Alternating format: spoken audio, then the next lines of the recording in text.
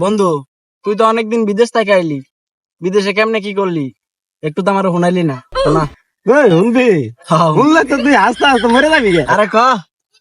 তাহলে শোন, বিদেশ আমি যে রাষ্ট্রে থাকি বুঝছস, হ্যাঁ ইউরোপ তো উন্নত রাষ্ট্র।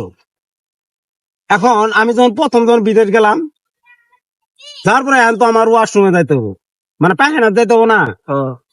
পায়খানার যাবো শালার, পায়খানাতে একবার যা ঘুরে আইছি, পানি নাই। পরে একজনের কইলাম যে ভাই পায়খানা যাবো, পায়খানা তো পানি নাই। বলে পায়খানা তো হবো করে, পানি তো থাকে না, এলে উন্নত রাষ্ট্র পানি ব্যবহার করে না এরা। তাহলে আমি কইলাম যে তাহলে কেমনে কি করবো, আমরা তো পানি দিয়ে ব্যবহার করি, 2-3 বন্ধ করে পানি দেই, এখন পানি নাই, পানি দ্বারা হবো।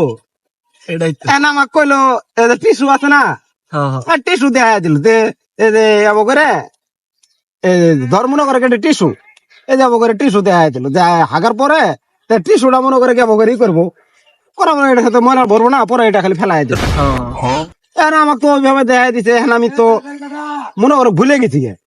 আমি যাই চুদানে কাম করে মনে করে এই যে যাবো করে নিছি টিসু, এব করে নিয়ে যখন এব করে নিছি, এব করে নিছি, এখন এব করে নেওয়ার পরে তখন এব করে চুতেছি, তাহলে তোর গুয়ান আমার হাতের সাথে ভেটলো।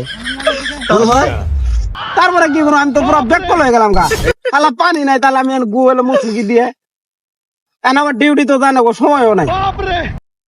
পরে শালার ওই টিস্যু দিয়ে গু বললে হাতে মুইছে, পরে বাইরে আয়া বললাম একবারে পুরো চুপ না হয়ে।